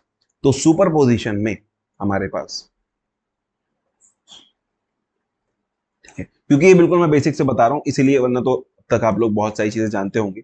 हमारे पास दो सोर्स है मान लो, एक ऐसे करके आ रहा है, एक ऐसे करके आ रहा है। बिल्कुल सिंपल सा एक डायग्राम ले लेते हैं हम लोग, ठीक है। एक ये 5 वोल्ट की बैटरी लगी हुई है, एक 10 वोल्ट की बैटरी लगी हुई है। तो स्टेटमेंट ऑफ सुपरपोजिशन थ्योरम ये कहता है कि इनमें से किसी भी रेजिस्टेंस पे अगर हमें उसकी करंट फाइंड आउट करनी है, टोटल कितनी करंट जा रही होगी, या उसमें कितना वोल्टेज ड्रॉप हो रहा होगा, या कितनी पावर उसके अंदर ड्रॉप हो रही होगी, तो किसी भी सर्किट एलिमेंट पे हमें इफेक्ट अगर कैलकुलेट करना है, और तो हम लोग ऐसे कर सकते हैं कि पहले इस बैटरी को कंसिडर करें, इसको हटा दें, फिर इसको कंसिडर करें, इसको हटा दें, और जो भी इस पे इफेक्ट है दोनों को हम लोग एल्जेब्रिकली सम कर लें, तो हमें टोटल इफेक्ट मिल जाएगा। यानी क्या कहने की बात क्या है, मान लो हमारा है 2 ओम का है, ये 4 ओम का है, ये 6 ओम का है मान लो, ठीक है, ऐसा कुछ है हमारे पास। तो हमने हमें पता करना है कि इस 6 ओम वाले में कितनी करंट जा रही है। तो हमारे पास ऑप्शन ये है कि हम पहले इसको बैटरी को शॉर्ट कर दें, सिर्फ यहां से देखें कितनी करंट जा रही है, फिर इसको शॉर्ट कर दें और यहां से देखें कितनी करंट जा रही है, और जितनी करंट जा रही है उन दोनों को प्लस कर देंगे तो हमें पता चल जाएगा टोटल करंट कितनी आ रही है। ठीक है, ये लीनियर बाइलेटरल नेटवर्क में पॉसिबल होता है। लीनियर बाइलेटरल नेटवर्क का मतलब क्या है कि हमारे पास लीनियर नेटवर्क को जो टाइम के साथ चेंज नहीं हो रहा, मतलब सिंपल जो नेटवर्क होता है हमारे पास, जिसका रिस्पॉन्स जो है वो वोल्टेज और करंट का लीनियर है। ठीक है, बायलेटरल मतलब जिसमें दोनों तरफ से भी हम लोग करंट फ्लो करा सकते हैं, उसमें कोई भी हमारे पास डायोड टाइप का सर्किट नहीं लगा हुआ। ठीक है, उसमें काम करते हैं हमारे ये सारी नेटवर्क थ्योरम्स जितनी भी होती हैं। तो अगर ये वाला कंडीशन है आपके पास और आपको सुपरपोजिशन से इसको सॉल्व करने के लिए कहा जाए, तो पहले आपको इस 5 वोल्ट की बैटरी को शॉर्ट कर देना है और 10 वोल्ट से हमें काम चलाना है। सही है, ऐसे करके ये हमारा सर्किट डायग्राम होगा। ठीक, अब अगर उसको पता करना है, हमें ये शुरुआत से ध्यान रखना है कि हमें किस एलिमेंट में करंट पता करना है। तो अगर हमें 2 वाले में पता करना है तो हम सिर्फ इसी में पता करेंगे। मान लो ये 2 ओम है, ये 6 ओम है और ये 4 ओम है। ठीक है, अब हमें ये चीज पता है कि करंट जो है वो डिवाइड होती है ना, पैरेलल में हमारी करंट डिवाइड हो जाती है। तो हमें क्या करना पड़ेगा, हमें पहले टोटल करंट पता करनी पड़ेगी, फिर हम करंट डिवाइडर रूल लगा देंगे। करंट डिवाइडर रूल क्या कहता है, करंट डिवाइडर रूल ये कहता है कि अगर ये R1 है, ये R2 है, ये I हमारी जा रही है, तो ऑब्वियसली बात है पैरेलल में करंट डिवाइड होगी, ये I1 होगी और ये I2 होगी। तो I1 क्या होगी हमारे पास, I1 विल बी, ये जो करंट है, ये सॉरी ये I1 नहीं, ये टोटल I है। अगर हमें ये I पता करनी है तो I1 will be equals to I, जो हमारी टोटल करंट आ रही है I, मल्टीप्लाई बाई, बल्कि डिवाइड कर I divide by R1 plus R2। जिन दो रजिस्टर में करंट डिवाइड हो रही है उन दोनों को हम लोग प्लस कर देंगे, फिर मल्टीप्लाई करेंगे उस रेजिस्टेंस से जिसकी करंट हमें नहीं चाहिए। यानी I1 चाहिए तो R2 से मल्टीप्लाई करेंगे, और अगर I2 चाहिए तो I1 से मल्टीप्लाई करेंगे। I over R1 plus R2 multiply by R1। समझ में आई बात। करंट डिवाइडर रूल में हम लोग उल्टा करते हैं, जो रेजिस्टेंस हमें चाहिए उससे मल्टीप्लाई नहीं करेंगे, जो नहीं चाहिए जो दूसरा वाला है उससे मल्टीप्लाई करते हैं, उससे हमें करंट पता चलती है। ठीक है, तो I1 अगर हमें पता करनी है, ये वाली करंट पता करनी है तो R2 से मल्टीप्लाई करेंगे, और ये वाली करंट पता करनी है तो R1 से मल्टीप्लाई करेंगे। ठीक है, तो ये I multiply by R2 divide by R1 plus R2, ये टर्म जो है हमारा ये सेम रहेगा दोनों में। ये होता है हमारा करंट डिवाइडर रूल। तो हमने क्या किया, पहले इसको किया यहाँ पे, फिर पहले पता किया कि टोटल रेजिस्टेंस कितना है, उससे हमें टोटल करंट पता चलेगी, क्योंकि टोटल करंट जो यहाँ से निकल लिया वो क्या होगी, V बाई आर। तो V बाई आर के लिए आर पता होना चाहिए। तो आर अगर हम देखें तो ये दोनों पैरेलल में है, ये वाला और ये वाला, तो हम ये दोनों अगर पैरेलल में होंगे तो क्या होगा, 2 multiply by 6 divide by 2 plus 6। इनका जो रेजोल्यूशन होगा, जब दो रेजिस्टेंस पैरेलल में होते हैं तो हम क्या करते हैं, ऊपर दोनों को मल्टीप्लाई करते हैं, नीचे दोनों को प्लस कर देते हैं, हमारे पास टोटल रेजिस्टेंस आ जाता है। तो ये कितना हो गया, 12 बाई 8, 12 बाई 8, यानी कितना हो गया 3 बाई 2, 1.5। और ये 4 ओम है हमारे पास। ठीक है, तो 4 प्लस 1.5 कितना हो गया, 4 प्लस 1.5 इज इक्वल टू 5.5। ये हमारा टोटल रेजिस्टेंस हो गया। और वोल्टेज कितना था टोटल हमारे पास, तो करंट आ जाएगी हमारे पास, वोल्टेज था टोटल 10 अपॉन 5.5। ये हमारी करंट आ गई टोटल मिला के, समझ आ रही है बात। 5.5 10 अपॉन 5.5 ये हमारी करंट हो गई। तो ये हमारी आई हो गई ये वाली। अब हमें कौन सी करंट चाहिए, जनरली इन वाले सर्किट्स में इस रेजिस्टेंस का पूछा जाता है। चलो हम इसका लेते हैं, 2 वाला ले लेते हैं, हटाओ। ठीक है। तो 2 वाला अगर हमने करंट चाहिए तो ये I1 हम लोग माने, इसको I2 मान लेते हैं। तो चलो इसको I1 अगर हम लोग कैलकुलेट कर रहे हैं तो I1 विल बी I जो हमारा 10/5.5 divide by 2 plus 6, R1 R2 दोनों प्लस हो जाएंगे, मल्टीप्लाई बाई R2 2 में चाहिए हमें, 2 वाले में, तो हमें इसको 6 से मल्टीप्लाई करना पड़ेगा। ठीक है, तो कितना हो जाएगा 10/5.5 मल्टीप्लाई बाई 2 प्लस 6 आया 8 मल्टीप्लाई बाई 6, ये होगा हमारे पास। तो 2 चौक 8, 2 तिया 6 और 2 दूनी 4 और 2 पंजे 10, ये ऐसा कुछ हो गया यहाँ पे। ठीक है, तो 5 multiply by 3 divide by 5.5 multiply by 2, यानी कि ये हो गया 15/11। इस टाइप का हमारे पास आंसर आ गया I1 के लिए, एम्पियर। और ये कहां से कहां जा रही है, इधर से इधर जा रही है, यानी right to left, right to left I हमारे पास I1 कितनी 15/11।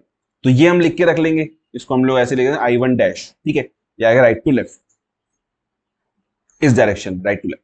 अब हम अगर दूसरे उसके लिए फाइंड आउट करें तो हम क्या करेंगे, दूसरी बार में इसको इसको हम लोग लगाएंगे बैटरी को, और जो दूसरी वाली बैटरी है उसको हम लोग शॉर्ट कर देंगे ऐसे करके। तो अब ये हमारा 6 ओम का है, ये 2 ओम का है, ये 4 ओम का है, और बस ये हमारी 5 वोल्ट की बैटरी लगी हुई है। अब फिर से हम लोग वही काम करेंगे। हमें क्या पता करना है, हमें पता करना है ये वाला करंट, 2 एम्पियर वाले में करंट पता करना है। तो पहले ये देखा जाए तो 2 एम्पियर में टोटल करंट जा रहा है, जितनी करंट यहां से निकलेगी 5 वोल्ट से वो पूरी की पूरी जाएगी ना, यहाँ आके डिवाइड हो रही है वो। तो इसका मतलब यहाँ हमें करंट डिवाइडर लगाने की भी जरूरत नहीं पड़ेगी, सिंपल पूरी करंट हमें यहाँ पता करनी है। तो पूरी करंट पता करने के लिए भी इसको रिजॉल्व तो करना ही पड़ेगा। तो ये दोनों क्योंकि पैरेलल में, तो इनका रेजोल्यूशन क्या होगा, 6 multiply by 4 divide by 6 plus 4, यानी 24/10, यानी कि 2.4। टोटल रेजिस्टेंस कितना आया यहाँ से, टोटल रेजिस्टेंस 2 प्लस 2.4, ये दो और इन दोनों का रेजोल्यूशन, तो 2 प्लस 2.4 इज इक्वल टू 4.4। तो यहां से हमारे पास आई निकल के आएगी 4.4। ठीक है, ये हमारे पास आई आ गई। अब ये जो आई है यही हमारी I1 डबल डैश है, I1 double dash equals to 5/4.4 से। लेकिन ये है हमारी राइट टू लेफ्ट, ये वाली जो करंट है इसमें डायरेक्शन इधर से इधर आई, तो I1 डैश की डायरेक्शन आई इधर से इधर। तो इसका मतलब अब ये दोनों आपस में माइनस होंगे, करंट दो करंट आई दोनों की अपोजिट डायरेक्शन, ये जा रही है right to left to right और ये जा रही है राइट टू लेफ्ट। ठीक है ना, तो अब इनमें से देखो कि दोनों में से बड़ा कौन सा है। ठीक है, इन दोनों में से बड़ा कौन सा है, तो 5/4.4 बड़ा है या 15/11 बड़ा है। तो अगर कैलकुलेटर से हम लोग इसको कैलकुलेट करें, ठीक है, तो कैलकुलेटर से कैलकुलेट करें तो 5 डिवाइड बाई 4.4 यही छोटा होगा वैसे तो, 5 डिवाइड 4.4 आता है 1.136, ये आता है हमारे पास 1.136, और 15/11 ये आता है हमारे पास 1.363, ये आता है हमारा 1.363। ठीक है, तो ऑब्वियसली यहां देखते हैं 1.136 है या 1.363 है, इसका मतलब ये ज्यादा है। इसका मतलब रिजल्टेंट करंट क्या होगी हमारी 1.363 माइनस 1.136, ये आ गया हमारे पास। तो 13 में से 6 गया 7 और 5 में से 3 गया 2, 3 में से 2 गया 1 पॉइंट, तो 0.127 एम्पियर करंट आई हमारी कहां से, राइट टू लेफ्ट, यानी कि जो रिजल्टेंट करंट होगी वो इस डायरेक्शन में ही होगी हमारे पास, and that will be 0.127 ampere या 127 मिली एम्पियर। समझ में आया कैसे कर रहे हैं हम लोग सुपरपोजिशन थ्योरम, कि हमें एक सर्किट गिवन होगा, उसमें कोई कैसा भी सर्किट हो, हमें क्या करना है कि पहले एक बैटरी को ऑफ करना है, दूसरी बैटरी से देखना है कि उसमें करंट कितना जाएगा, उसके लिए पहले हमें टोटल करंट फाइंड आउट करना पड़ेगा।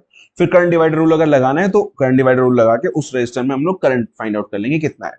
फिर हम लोग क्या करेंगे, फिर पहली वाली बैटरी को शॉर्ट करेंगे, सेकंड वाली बैटरी को ओपन करके, मतलब सेकंड वाली बैटरी को ऑन करके उससे देखेंगे, उससे फिर से टोटल करंट फाइंड आउट करेंगे, फिर करंट डिवाइडर रूल लगा के पता करेंगे उस रेजिस्टेंस में कितना करंट जा रहा है हमारे पास। ठीक है, तो वो करंट हम लोग लिख लेंगे कितना एम्पियर आया और कहां से किस डायरेक्शन में आया।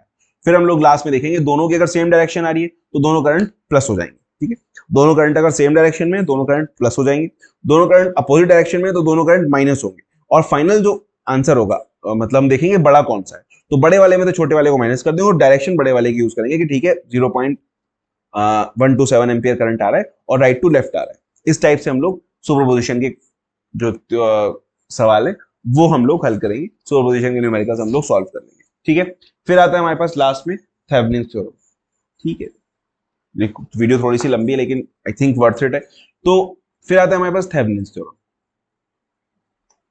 थेवेनिन्स में थ्योरम, थेवेनिन क्या कहता है, थेवेनिन ये कहता है कि कितना ही बड़ा हमारे पास कबाड़ अबाड़ कबाड़ कुछ भी पड़ा हुआ हो, बहुत सारे हमारे पास सर्किट्स हैं, बहुत सारी इसमें बैटरीज लगी हुई हैं, ठीक है, इस टाइप का कुछ भी सर्किट है, और अगर हमें किसी एक पर्टिकुलर रेजिस्टेंस चाहिए यहाँ पे, तो इस पूरे सर्किट को हम सिंपल, ये मान लो 5 ओम का है, तो हम इस पूरे सर्किट को एक वोल्टेज सोर्स और एक रेजिस्टेंस से रिप्लेस कर सकते हैं, जिस रेजिस्टेंस को हम लोग कहेंगे आरटीएच और इस वोल्टेज को हम लोग कहेंगे वीटीएच। तो ये पूरा का पूरा सर्किट रिप्लेस हो जाएगा सिर्फ दो चीजों से, एक वोल्टेज सोर्स हमें यहां लगाना पड़ेगा वीटीएच, और एक हमें रेजिस्टेंस लगाना पड़ेगा आरटीएच, ठीक है। ये पूरा का पूरा सर्किट हम लोग रिप्लेस कर सकते हैं अगर हमें सिर्फ इससे मतलब है तो। यहां पे अगर हम लोग को देखना, ये होता है हमारा थेवेनिन थ्योरम, ठीक है, या थेवेनिन इक्विवेलेंट सर्किट हम लोग इसको कहते हैं, ठीक है। तो इसमें हमें कैलकुलेट करने के लिए क्या करना पड़ेगा, इसमें हमें दो चीजें कैलकुलेट करनी पड़ती है, एक होता है आरटीएच, एक होता है आरटीएच और एक होता है वीटीएच। बस ये दो चीजें कैलकुलेट हम लोग को करनी पड़ती है, ठीक है।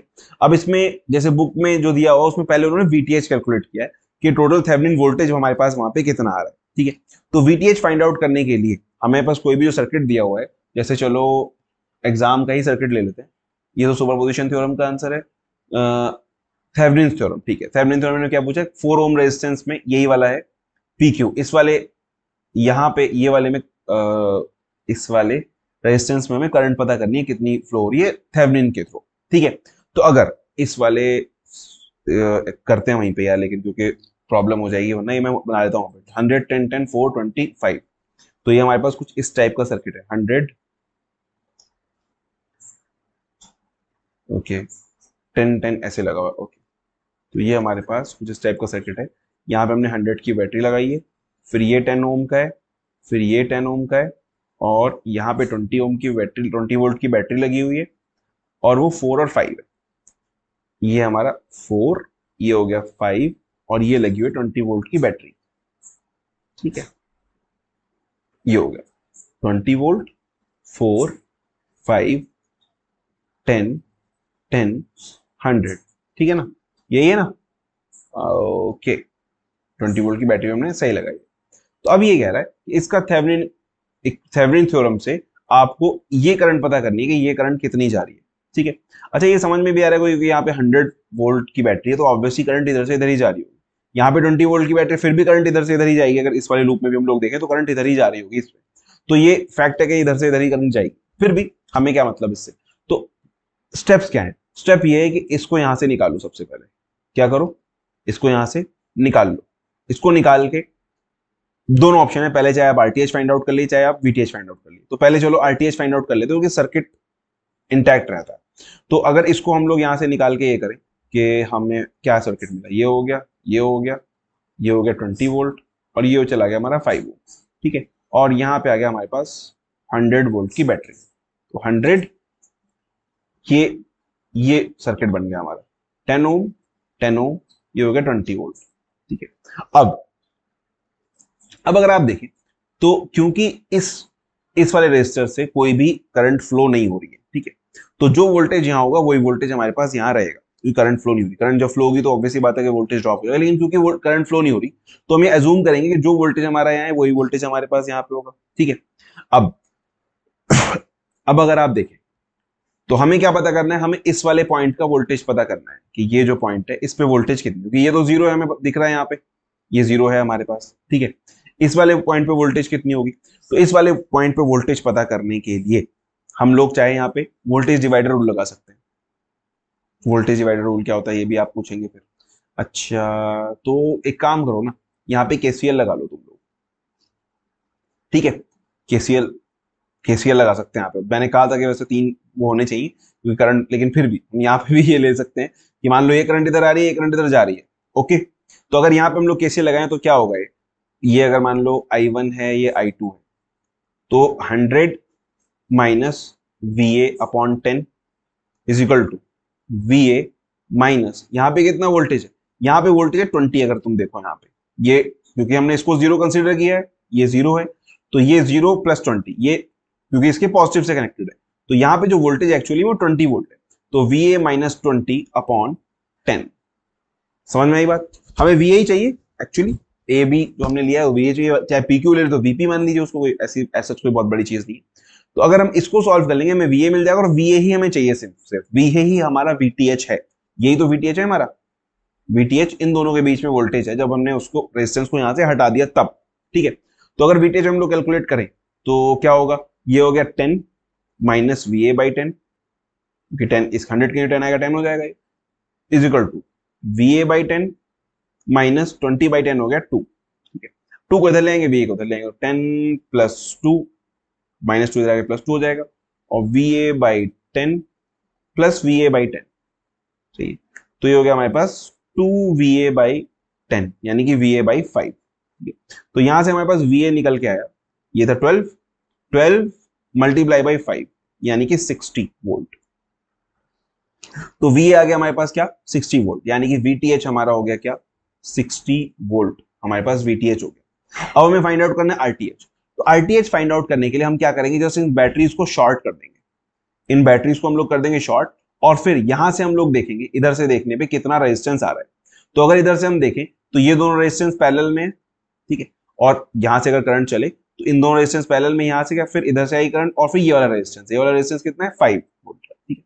तो अगर हम लोग RTH फाइंड आउट करें तो RTH के लिए हमारे पास क्या होगा, RTH will be equals to 10 parallel with 10 plus 5, 10 और 10 पैरेलल में, और ये दोनों सीरीज में है 5 के साथ।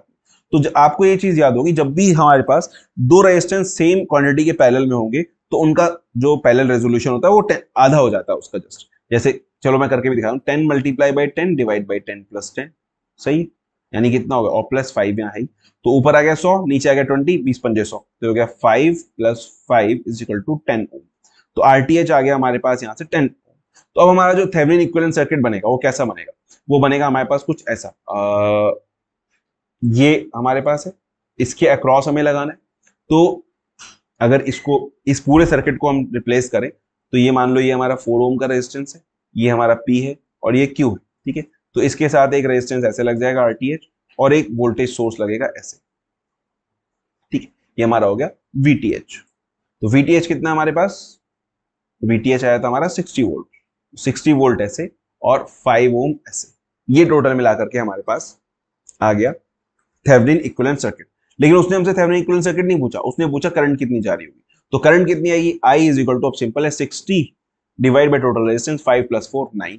तो ये करंट आ गई हमारे पास, 9 7 63 होते हैं, 6.954 बजे 6, फिर 954 6.66 एम्पियर कुछ ऐसे आ रही होगी, 6667 जो भी है।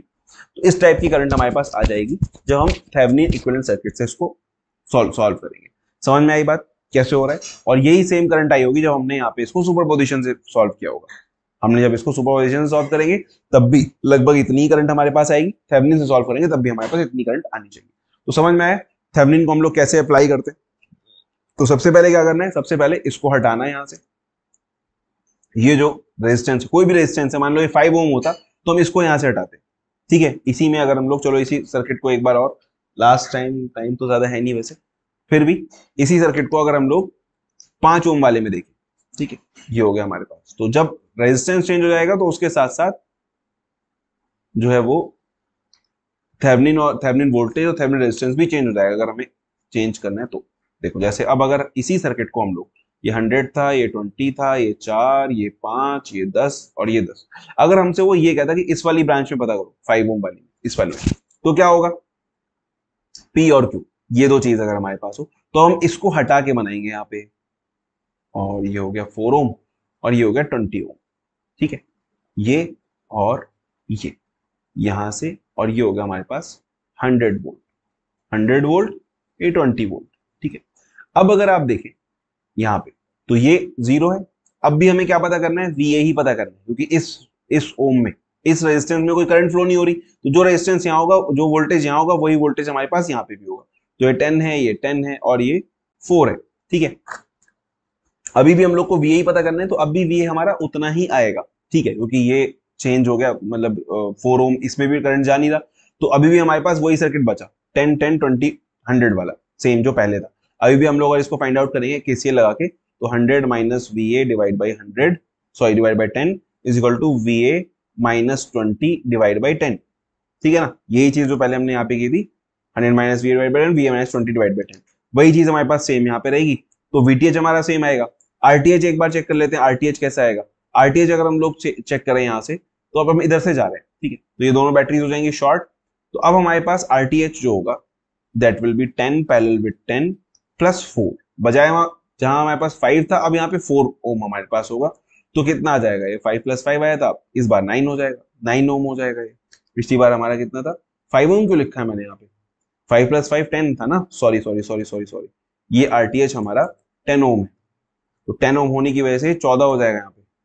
ओके, देखो यही सब सिली मिस्टेक्स एग्जाम में भी करते हैं लड़के, जैसे मैंने यहाँ पे, इसलिए हमेशा रीचेक जरूर करना क्वेश्चन को, दोबारा एक बार रीचेक जरूर करना कि जो तुम्हारे आंसर आया था वही तुमने लगाया है क्वेश्चन में या नहीं, ठीक है।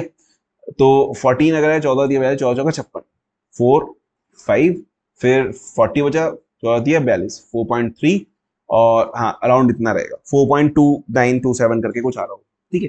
तो अब यहाँ पे हमारे पास 9 ओम आ गया, तो इसका जो इक्विवेलेंट सर्किट बनेगा वो कुछ इस टाइप का होगा। 5 ओम का है जैसे हमारे पास है रेजिस्टेंस, तो एक रेजिस्टेंस यहाँ लगेगा 9 ओम का, और एक हमारे पास वीटीएच लग जाएगा, जो कि पहले भी कितना था 10 ओम, 60 वोल्ट वाला, वही वीटीएच लग जाएगा, ठीक है। अब अगर इसी सर्किट में वो हमसे कहे कि नहीं भाई इस वाले का बताओ 10 ओम से, ठीक है, तो हम 10 ओम वाला हटा के इसका देख लेंगे क्या होगा सर्किट। ये हो गया यहाँ पे, ये हो गया 4, ये हो गया 5, और ये हमारा 20 चला गया इसमें, ठीक है।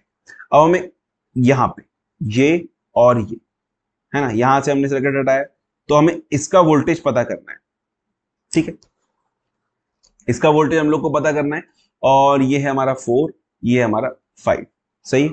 तो अगर इन दोनों का वोल्टेज हम लोग को पता करना हो कि यहाँ पे वोल्टेज कितना है, तो अब अगर आप देखें तो ये 100 वोल्ट है, तो मैं इसका इसका वोल्टेज यहाँ पे पता कर सकता हूँ, फिर जीरो हो जाएगा। या अगर आप इसको जीरो कंसिडर करें, अगर हमें केसीएल भी लगाना है और आप इसको जीरो कंसिडर कर रहे हैं, तो ये -20 हो जाएगा। डिपेंड करता है आपके ऊपर कैसे इसको सॉल्व करना है, तो कैसे सॉल्व करना चाहेंगे आप, केसीएल से, केवीएल से। तो चलो क्योंकि हमने केसीएल ही लिया था वहां पे, तो हम उसी के हिसाब से चलते हैं कि हमारे पास, क्योंकि वहां पे केसीएल दिया था हमने पहले, तो हम यहाँ पे भी केसीएल लेके चलते हैं, ठीक है। तो केसीएल अगर हमने लिया है यहाँ, ठीक है, और केसीएल में एक कोई ना कोई हमें ग्राउंड कंसिडर करना ही पड़ता है, तो अगर हम इसको कंसिडर कर लें ग्राउंड, क्योंकि ये देखो ये इस वाली बैटरी के नेगेटिव से जा रहा है, तो ये हमारा VA हो गया, ठीक है। अब अगर केसीएल हम लोग यहाँ पे लगा दें, तो I1 ये हो गया, ये I2 हो गया, ओके। तो ये जो VA है, VA अब हमारा VA VTH नहीं है, ठीक है, VA हमारे पास VTH नहीं, क्यों नहीं है, क्योंकि VA जो है ये आएगा ग्राउंड के रिस्पेक्ट में, ठीक है, और हमें चाहिए VA 20 वोल्ट के रिस्पेक्ट में, ठीक है। चलो देख तो करते हैं, फिर बताता हूँ क्या होगा। देखो 100 है, ये 10 था हमारा, ये 4 है, ये 5 है। अब हमारे पास जब हम लगाएंगे 100 माइनस VA डिवाइड बाई 10, ये I1 ये आ गया, इज इक्वल टू VA, ये हमने जीरो ले रखा है तो -0 डिवाइड बाई कितना आ रहा है, ओके, लेकिन क्योंकि हमने इसको ग्राउंड कंसिडर किया है, ठीक है, तो ग्राउंड अगर हमने कंसिडर किया तो ये कितना हुआ, 20 वोल्ट हो गया यहाँ पे, और ये 20 वोल्ट हुआ, तो 20, ये 100 का पोटेंशियल दे रहा है, 20 प्लस 100 हो गए हैं 120, तो यहाँ पे जो आएगा हमारे पास वो 120 आएगा, ठीक है, क्योंकि ये 20 वोल्ट की बैटरी लगी हुई है ना। तो हमने क्योंकि ग्राउंड ये ले रखा है, ये वाला पोजीशन हमने कंसिडर किया है, तो हम लोग ने ये 0 प्लस 20 यहाँ 20 वोल्ट हुआ, और ये 20 वोल्ट यहाँ आ रहा है, तो 20 प्लस 100 120 वोल्ट हुआ, तो ये 120 वोल्ट हो गया अब यहाँ पर इसके रेस्पेक्ट में, इस वाले ग्राउंड के रेस्पेक्ट में, तो 120 माइनस VA डिवाइड बाई 10 हो गया, ठीक है, और VA minus 0 divide by 4 plus 5 9 हो गया, ठीक है। तो यहाँ से हमारे पास VA कितना आ जाएगा, ये 120 divide by 10 minus VA by 10 is equal to VA by 9, ऐसे हो गए। तो ये गया 12 is equal to VA by 9 plus VA by 10, ये हो गया, ठीक है। तो यहां से VA कितना आएगा, VA आ जाएगा हमारे पास, इसका एलसीएम कितना होगा, 90 होगा डायरेक्टली, तो ये 90 हो जाएगा। अच्छा करके बता दूं, चलो लो करके बताता हूँ, रुको रुको रुको, देखो 12 इज इक्वल टू, ये हो जाएगा हमारा 10 VA प्लस 9 VA अपॉन 90, ऐसे। तो 90 को जब इससे मल्टीप्लाई करेंगे तो हो जाएगा 12 108 1080 is equal to 19 VA, 10 plus 9 19। तो यहां से हमारे पास VA जो आएगा that will B 1080 divide by 90, ऐसे हो गए, है ना, 12 108, ठीक है, 12 9 ठीक है, ओके।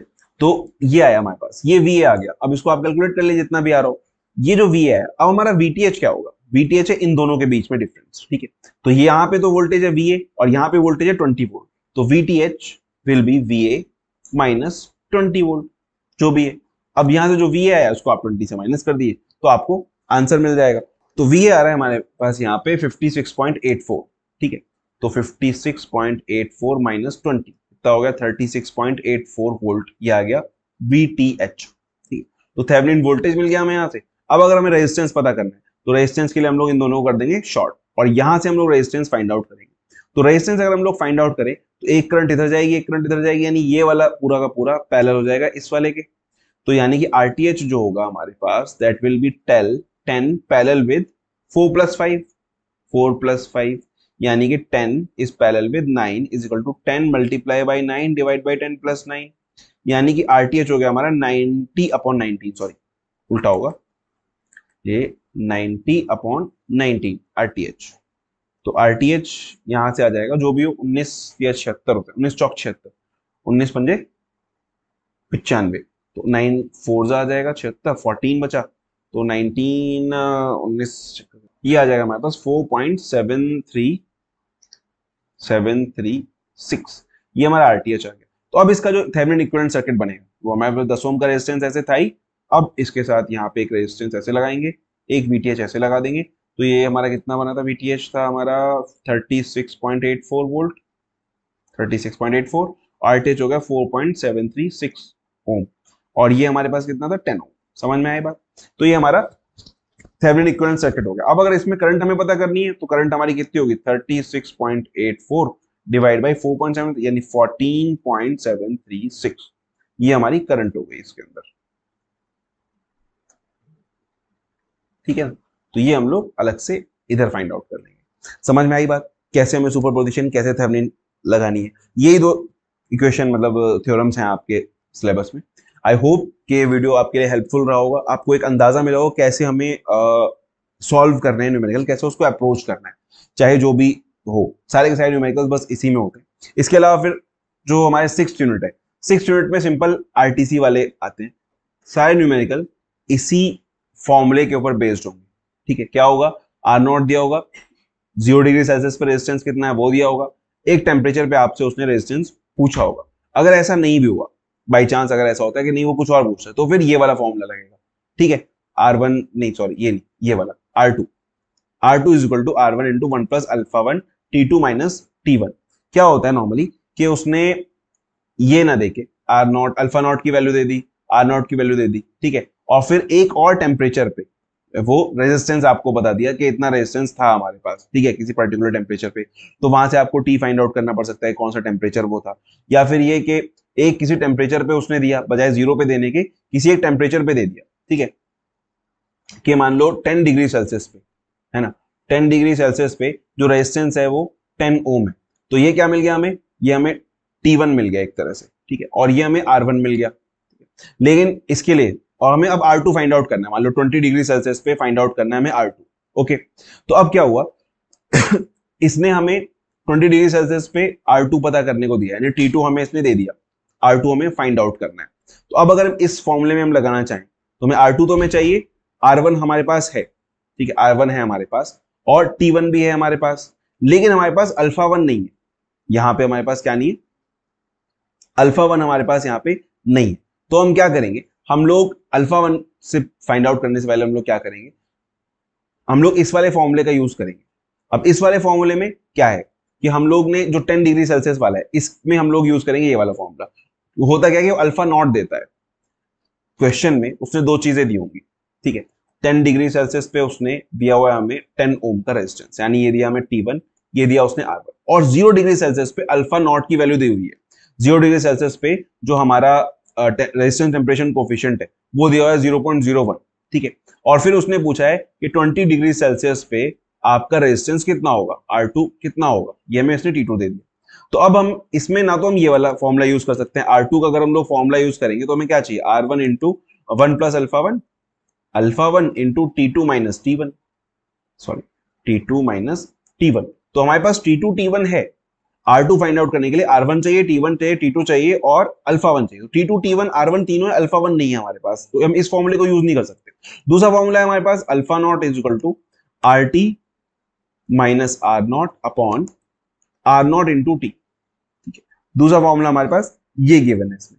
तो अब इसमें प्रॉब्लम क्या है, इसमें यह है कि इसने शुरुआत में जो आर नॉट नहीं दिया हुआ हमें, है ना, लेकिन उसने अल्फा नॉट की वैल्यू दी हुई है। तो अगर इस फॉर्मूले को हम देखें, इस वाले फॉर्मूले को, तो अल्फा नॉट की वैल्यू हमारे पास है, हमारे पास क्या क्या है, अल्फा नॉट की वैल्यू हमारे पास है।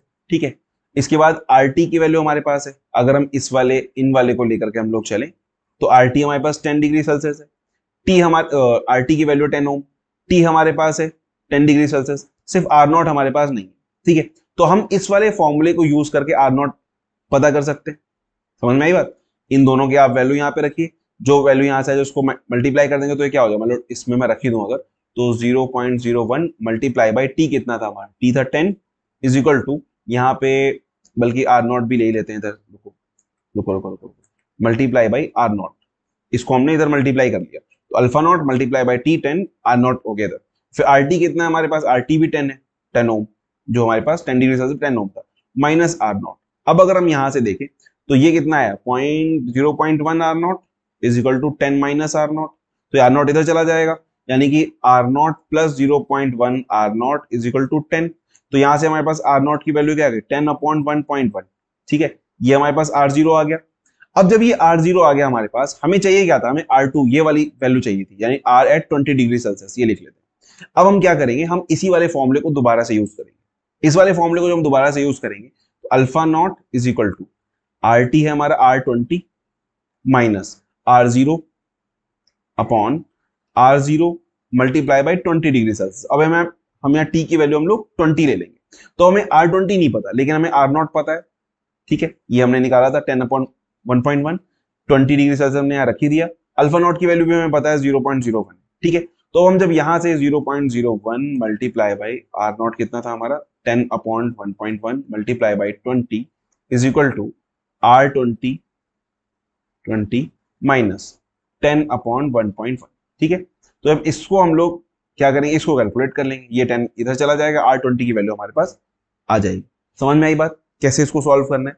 तो ये क्वेश्चन जनरली 8 मार्क्स में नहीं आता है, जितने मैंने पेपर्स देखे हैं मुझे नहीं लगता कि कोई कभी भी ये क्वेश्चन 8 मार्क्स में आया हो, लेकिन कभी कभी 4 मार्क्स में 6 मार्क्स में ये क्वेश्चन पूछ लेते हैं।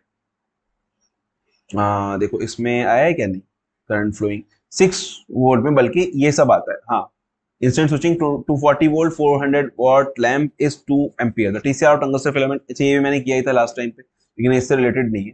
उसके बाद ये वाला जो है डिफाइंड टेम्परेचर कोफिशिएंट, हाँ कुछ इसमें 6 यूनिट में ये वाले न्यूमेरिकल ज्यादा आते हैं। 1 मिनट में पहले देखो कि आरटीसी का कोई न्यूमेरिकल आया नहीं आया, आरटीसी का न्यूमेरिकल नहीं आया है ना, इसमें भी नहीं है, यहां पर भी नहीं है।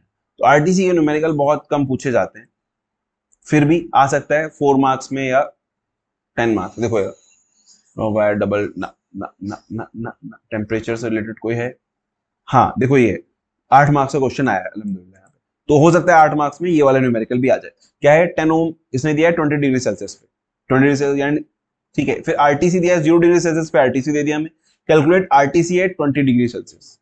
तो 0 डिग्री सेल्सियस पे इसने रेजिस्टेंस टेम्परेचर कोफिशिएंट पूछ लिया हमसे, मतलब 20 डिग्री सेल्सियस पे पूछा है, 0 पे इसने दिया है। Resistance of wire at 50 degree Celsius पूछ लिया, यानी R2 उसने पूछ लिया।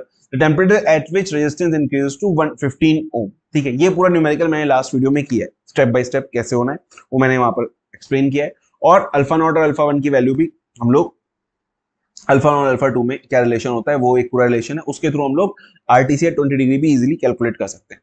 ठीक है, समझ में आई बात, आरटीसी के सारे न्यूमेरिकल्स हो गए। फिर बचते हैं ये वाले, वायर हैविंग क्या है 10 ohm if length of wire is double the new resistance is 5 ohm, true और फॉल्स। ये सिंपल, इसमें रेजिस्टेंस का है कि R is equal to rho L over A होता है हमारे पास, जो